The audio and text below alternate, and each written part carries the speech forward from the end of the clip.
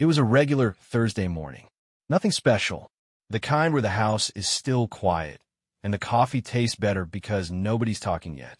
I was sitting at the kitchen table, just me, and the hum of the fridge, flipping through a stack of unopened mail from the night before. A couple of credit card ads, some political flyer, and then one plain white envelope. No return address, just my full name typed neat and sharp on the front. I didn't think much of it at first, just figure it was junk. But the paper inside was thick, heavier than normal. Felt like something official. When I opened it, the words hit me like a brick. You are hereby notified that a civil action has been filed against you for defaulting on 3 personal loans, totaling $94, 328.72. I froze. Read that line again. Then a third time. 3 loans? $94,000? What the hell was this? I flipped to the second page. It had my full name, my social security number, my address, everything. It wasn't fake. This was real, but it never took out a loan, let alone 3 of them. I sat back in my chair, heart pounding now. My first thought was identity theft. Maybe someone hacked my info, opened credit in my name. Happens all the time, right? But something about it didn't feel random. The dates on the loans were from about 6 months ago. Right around the same time Monica had asked me to sign some refinance papers for the house. I didn't ask questions. She handled most of the bills and paperwork. Always said I worked enough, she'd take care of the rest. Damn fool I was. I stood up, walked into the living room, and stared at the wall for a few minutes. I couldn't even sit down. My stomach felt tight like I'd been kicked. I looked toward the staircase. The bedroom door was still closed. Monica was probably still asleep. I didn't wake her. I didn't say a word. Instead, I took that letter and went to my office down the hall, shut the door, and turned on my laptop. First stop, our bank account. I started digging, and it didn't take long before things got real ugly. There were transfers I didn't recognize. Thousands moved out over the past few months. Not big chunks, but little ones like $2,000 here, $3,500 there. Spread out just enough to not raise alarms. Some went to a name I didn't recognize. Ryan Graves. Never heard of him. I kept digging, checking our credit report, then my email, the one Monica never used. She had her own. That's when I remembered she had asked to borrow my email once to send something to the bank. And sure enough, there it was. 3 loan approvals. All my name. All signed. But not by me. It was my name, but not my signature. My hand started shaking. Not out of fear. Not even anger, really. Just shock. I sat there, staring at the screen, feeling like the floor had just been pulled out from under me. Monica, the woman I married, the woman I trusted. She did this? I looked at the date on one of the transfers. $12,000 wired out to some account labeled R. Graves, the same week she told me she was going on a girls' trip to Denver. I remember that trip. She came back tan and glowing. Said she had a great time with her old college friends.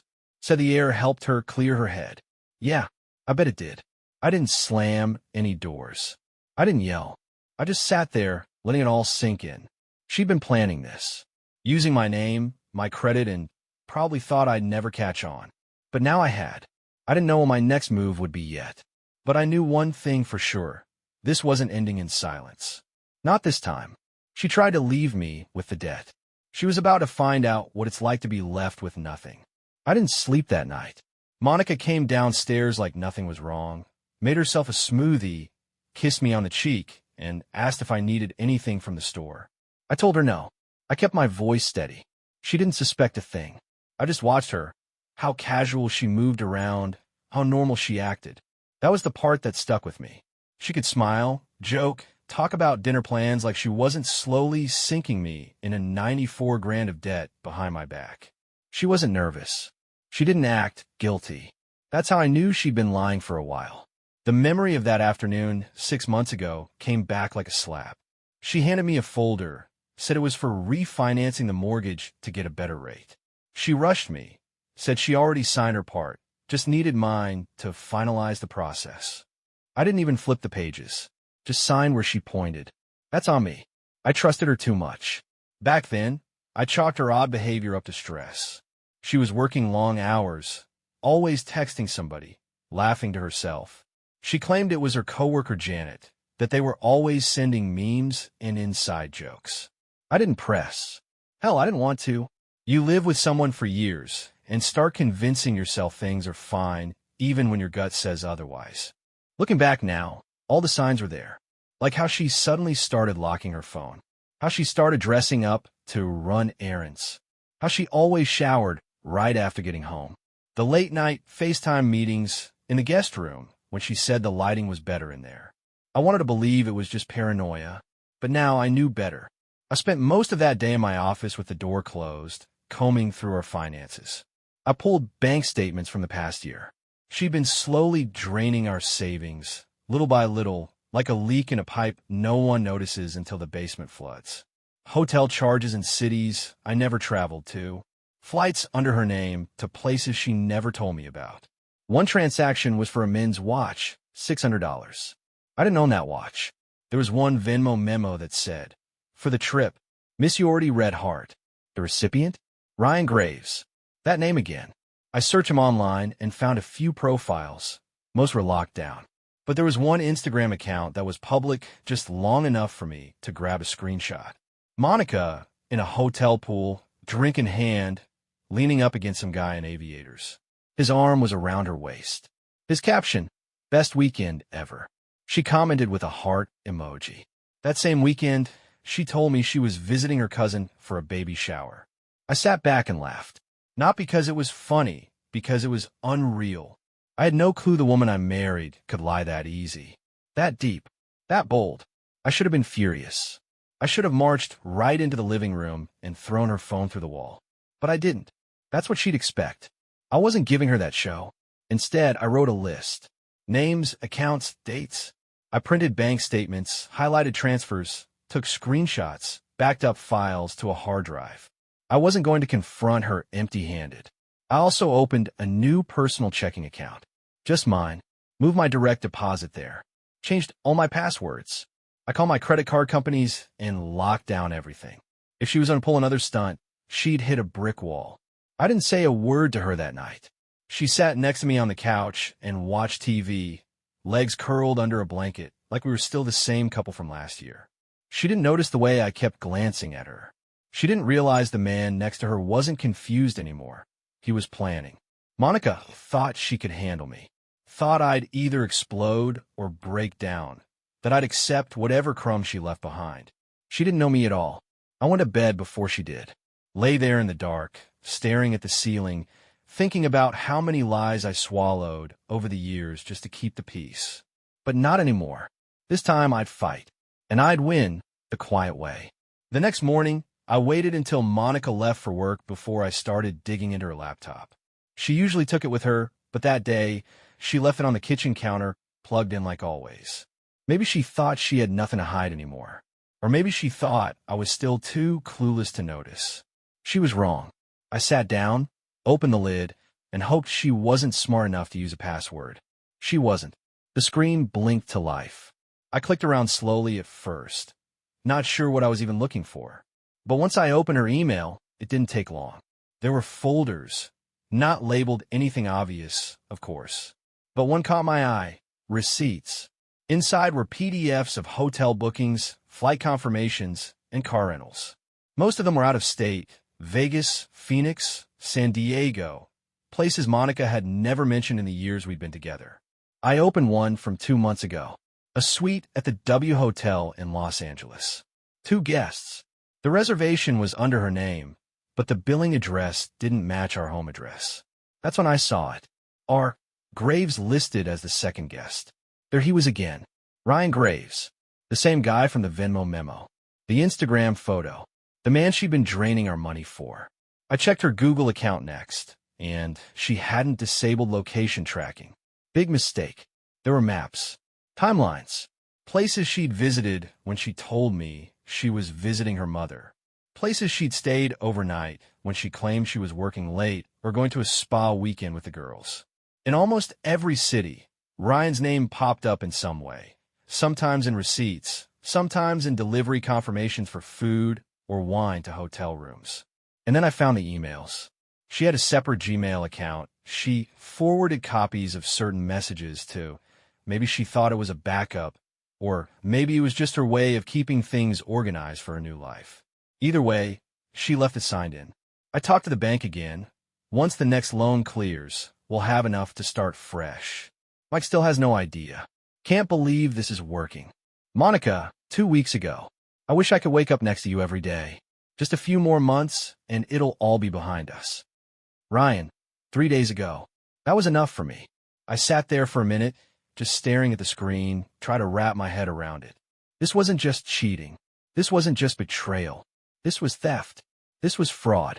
This was a whole damn plan. She didn't just lie to me. She used me. Used my name, my credit, my trust to bankroll a life with another man. A man who probably laughed behind my back while sleeping in hotel rooms I unknowingly paid for. And I still hadn't said a word to her. She had no clue. That afternoon, I printed the emails and screenshots. I saved copies to a flash drive, too, then hid it behind a loose panel in the garage, just in case. I called Mr. Caldwell, the lawyer I'd spoken to the day before, and gave him everything. He let out a low whistle. She's not just cheating on you, Mike, he said. She's committing felony-level fraud. Identity theft. Bank fraud. We can nail her to the wall. I don't want revenge, I said. I just want her to feel what I felt. And I want out. Caldwell's voice got calm. Serious. Then let's do this right. You stay quiet. You let her think she's winning. Meanwhile, I'll prepare the filings, both for financial fraud and divorce.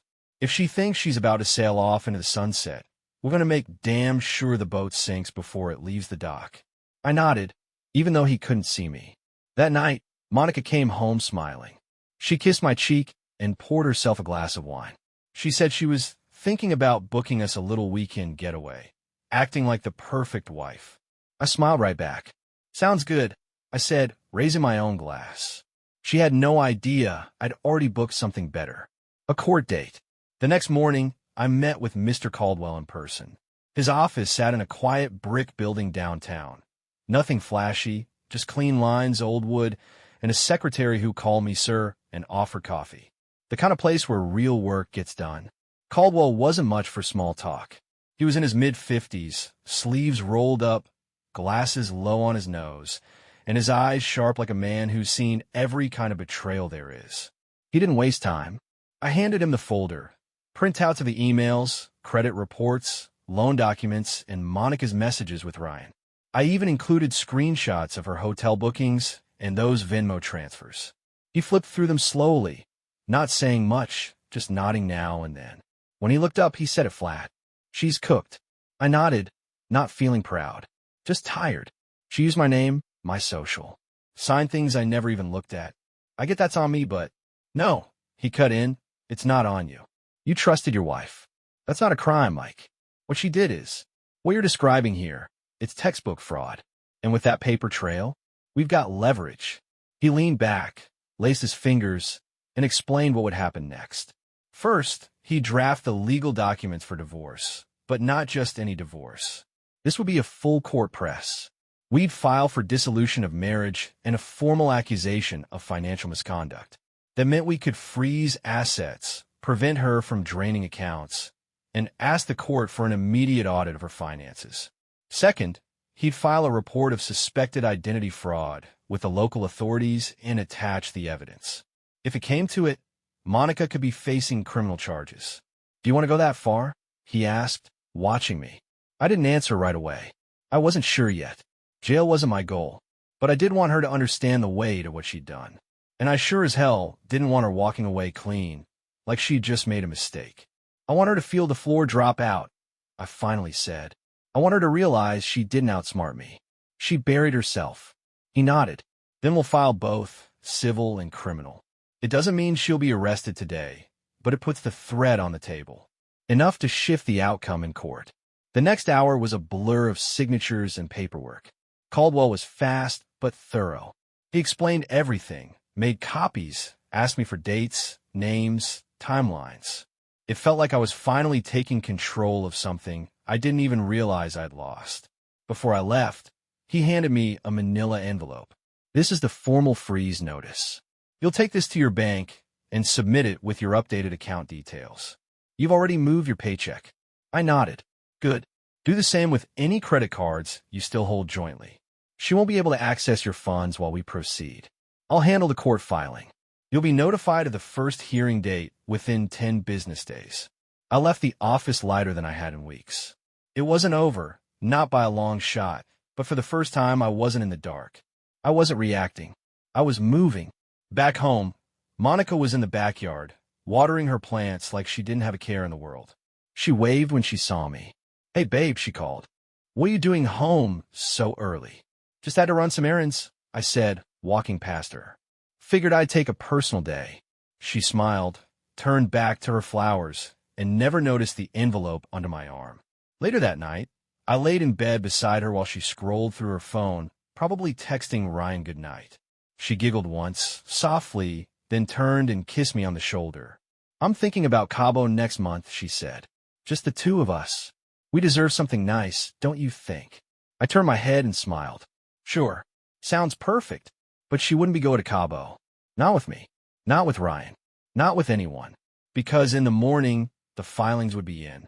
The accounts would be locked. And her little fantasy life? It was about to end. Once the paperwork was filed, it all became real. I wasn't just mad anymore, I was focused. Every hour Monica spent living her lie, I spent making sure it would be the last time she ever pulled something like this on anyone. Mr. Caldwell told me the next few weeks would be key. "Keep calm. Keep collecting," he said. "We want the full picture before we hit her with everything." I followed that advice to the letter. First thing I did was buy a pocket-sized notebook and started logging everything. Time she left the house, where she said she was going, how long she was gone. I noted down little things, receipts she threw away, packages she signed for, Uber rides, dinner reservations. She wasn't careful anymore. She didn't think she had to be. That worked in my favor. I went to the bank with the asset freeze forms Caldwell gave me. The manager didn't ask many questions, just scanned the paperwork, nodded, and updated the system. Our joint savings, checking, and credit cards were all officially frozen. She wouldn't see it coming until her next attempt at spending. From there, order my full credit report from all three agencies. I combed through it line by line. 3 more accounts popped up, all recent, all under my name. One was a department store credit card. She maxed out buying luggage, dresses, and electronics. I checked our bedroom closet that night. Half the stuff wasn't even there. She must have already moved it out, maybe to wherever Ryan was hiding her stash. But the real kicker? A joint account she opened behind my back. Not with me, but with Ryan. She used my information to secure it, but the second user listed was him. Same last name she planned to take when she left, probably. Ryan Graves and Monica Miller Graves. The ball's on her. I printed everything and dropped it off at Caldwell's office the next day. He looked through it all, whistled low, and shook his head. "She's not just playing games," he said. "She's trying to rewrite her life and erase you in the process." We added every new account to the file. More proof of deception, more leverage in court. Caldwell started drafting subpoenas to the banks and even pulled in a forensic accountant he worked with, a guy named Harris who looked like he hadn't smiled in 10 years. Harris was good, though. Real good. Within days, he tracked another account under a fake LLC, one Monica had set up using a variation of her maiden name. She'd been funneling money there, probably thinking it'd be untouchable. But the transfers came directly from our savings. She was laundering money like she was in a crime movie. And she wasn't even good at it. I didn't confront her. I didn't change anything in the way I acted. That was the hardest part. Sitting across the dinner table from her, while she talked about redecorating the bathroom or switching phone plans, like we were still on the same page. Either not. Smile when needed. Say sounds good, just to keep things quiet. But at night, when she was asleep, I sat in the garage going through her laptop, her tablet, and anything else she left laying around. I mirrored her phone using a software a buddy in IT recommended. Every message, every call, every calendar reminder, I saw it all. She and Ryan were planning a move. She booked a one-way flight to Portland 2 weeks out. He was already there, setting up a place for the fresh start. That's what they called it. The fresh start. They were laughing in messages, talking about how easy it all was, about how clueless I was. That's what did it. That word, clueless. They thought I was still asleep at the wheel. They had no idea I was driving straight toward them with everything they left behind in the rear view. Caldwell and Harris were already building out the courtroom exhibits. Financial records, emails, GPS data, the forged signatures. We had a timeline, a list of witnesses, and even a motion to bar her from claiming spousal support due to marital fraud. And the best part? She still didn't know what was coming. The hearing was in 10 days. Until then, I'd play along. Smile. Listen to her talk about paint colors and vacation plans. Let her think the fantasy was still working. Because on that 10th day, she'd walk into that courtroom expecting to be the one walking away with everything. But she'd walk out with nothing. By the end of that week, Monica was glowing. She walked lighter, smiled more, dressed better, like someone who'd already moved on, like a woman who thought she'd gotten away with it. She still came home every night, still played the role, but her mind was already somewhere else. Her text to Ryan got bolder. 10 more days, she wrote one night. Then we're free. She followed it with a heart emoji and a photo of her holding a glass of wine in our kitchen. My kitchen. I didn't react, didn't flinch. I just took a screenshot and added it to the folder. Monica was planning to leave me the day after the court hearing. She told Ryan she'd get a clean break and half the house, then fly straight to Portland with the money in hand. They'd already booked a moving company to grab her essentials the next morning. I read it all from my garage, sitting on an old folding chair, phone screen glowing in the dark like a live feed of Betrayal. What she didn't know was that I'd already filed motions to freeze everything. The house, the cars, even her personal checking account. That moving truck? It would show up to a house she no longer legally had access to. And Ryan? He'd be left wondering where the money went. By Monday, Monica noticed the first crack. She tried to use our shared debit card at a grocery store. Declined. She texted me from the parking lot. Hey, weird thing. Our bank card isn't working. Did something happen? I stared at the message for a minute, then typed back. No idea. Could just be a system thing. I'll check it later. She bought the groceries using a credit card, one that would also be frozen in 2 days, and never brought it up again. That night, I made us dinner. Grilled chicken and roasted vegetables. Her favorite. She sat across from me at the table, smiling like she always used to. Only now I could see the difference. It wasn't love behind those eyes. It was relief. She thought she was almost free, that she'd sucked every dollar she could out of me, and soon she'd vanish with Ryan and play innocent when the dust settled. But the dust wouldn't settle this time. 3 days before the hearing, Caldwell called. We're set, he said. Courts accepted everything. The judge fast-tracked the financial review based on the evidence. We're going in strong. You think she knows? Not a chance. Her lawyer hasn't responded to half the motions. Either she hasn't told him everything, or she thinks she doesn't need to. Either way, that works in our favor. That night, Monica sat on the couch next to me, flipping through TV channels. She stopped on a home renovation show and said, when this is all behind us, I want to redo the guest bathroom. Something modern. Clean. I nodded. Sounds like a plan. She leaned over and kissed my cheek. My skin crawled, but I didn't show it. 2 days before court, I watched her pack a small suitcase. She said she had a quick work trip up north. Just one night.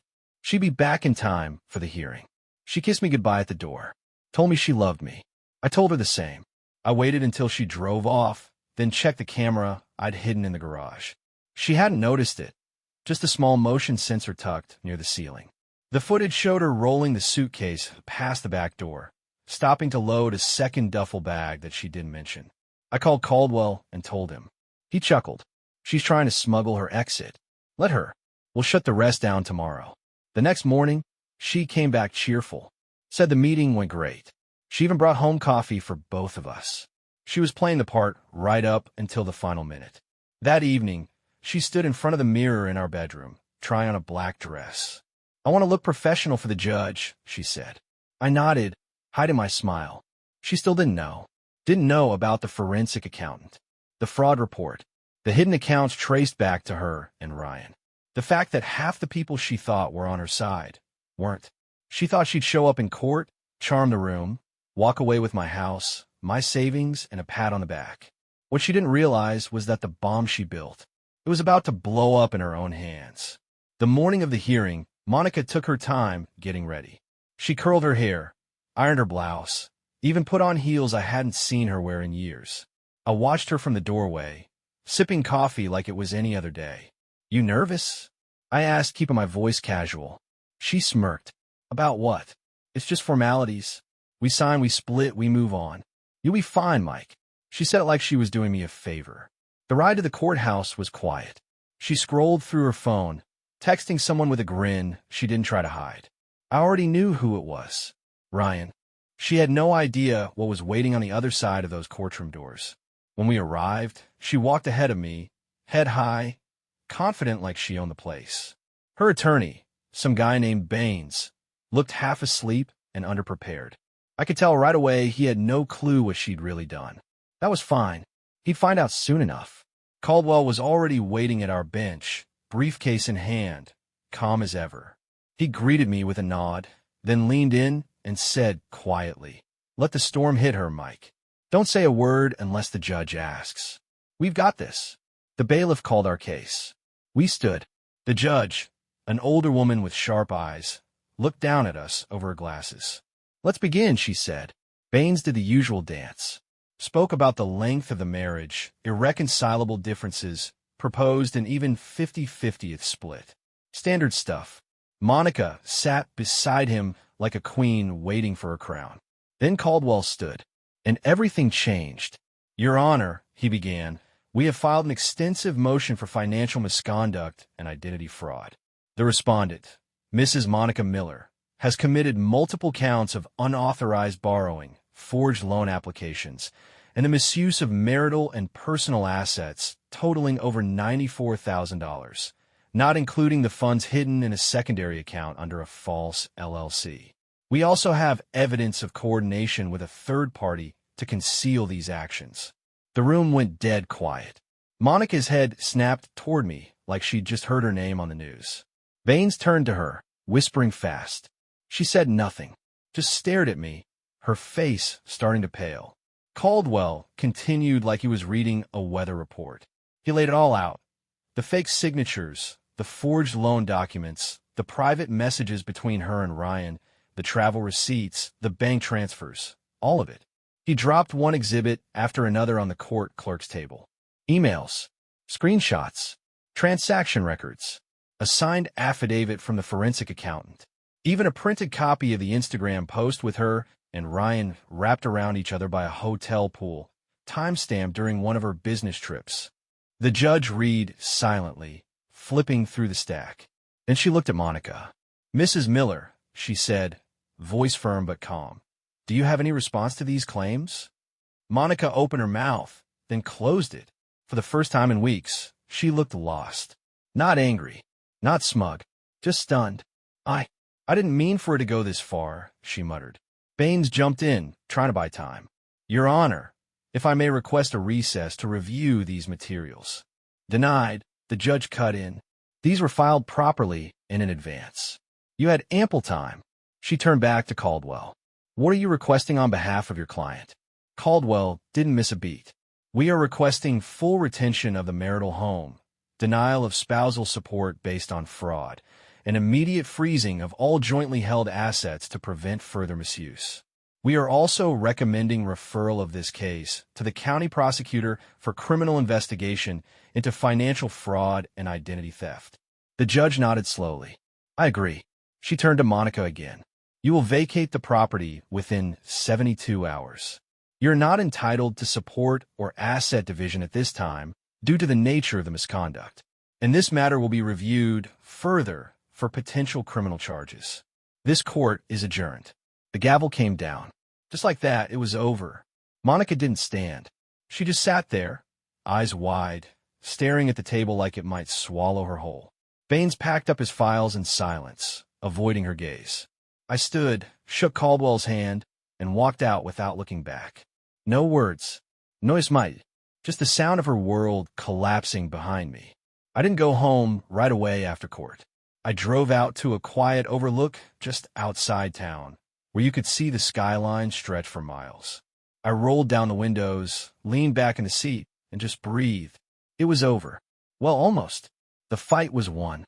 Monica had lost, but the dust hadn't fully settled yet, and I knew she'd come clawing when she realized how real it all was. I didn't have to wait long. That night, She called me 6 times. Left 3 voicemails. The first one was angry. You set me up. How could you do that to me in front of everyone? You didn't even give me a chance to explain. The second one was quieter. Shaky. Mike, please. I didn't mean to hurt you. I just wanted something different. It got out of hand. Can we talk? The third one was pure panic. Ryan left. He said he can't deal with all the legal stuff. He blocked me. I don't know what to do. I didn't listen to the rest. Just deleted them. She also tried texting me. Dozens of messages, bouncing between begging and blaming. Typical Monica, always switching gears to see what would stick. But I didn't reply. Not once. 3 days later, I came home from work and saw her car parked on the curb. She was sitting on the front steps, wearing a hoodie and sunglasses, like that made her invisible. I parked down the block and waited. Watch her pace. She didn't knock, just sat there like a kid sent to the principal's office. Eventually, she left. That was the last time I saw her in person. Caldwell called the next morning. She reached out to negotiate, he said. Wanted to know if you'd reconsider a financial settlement outside of court. I told her no. Good, I said. You doing all right? I am now. I wasn't angry anymore. I wasn't hurt. What I felt was something deeper. Peace. For the first time in years, I didn't have to second-guess what someone was hiding from me. I didn't have to play dumb to keep the peace. I didn't have to wonder where the money was going, who was really texting her, or why she needed space again. I had space now. All of it. The house was mine. The money was safe. The damage she tried to cause contained. As for Monica, she went quiet. Her lawyer probably told her she had no chance. Ryan bailed. Figures. Guys like him love the game, but fold under pressure. I heard through a friend that she moved in with her sister in Arizona. Try to start over, maybe. I don't know. I didn't care. Whatever life she was hoping to build off my back was already in ashes. One night, about 2 weeks after the hearing, I got a letter in the mail. No return address, but I knew that handwriting. It was from her. Inside, a short note. I never thought you'd be the one to turn cold. I thought you'd always be the safe bet. I'm sorry, Mike. I really am. No apology for the lies. No mention of the fraud. Just a sorry that I stopped playing the fool. I burned it in the fire pit out back. Didn't even flinch. The next day, I changed my phone number. Closed out the last joint account. Took the final step and filed to have my name fully restored on every asset. There was nothing left tying me to her. No debt. No guilt. No love. She tried to destroy me quietly. She thought I'd never notice, or that I'd crumble when I found out. She thought I was weak, predictable, safe. But I wasn't the fool in this story.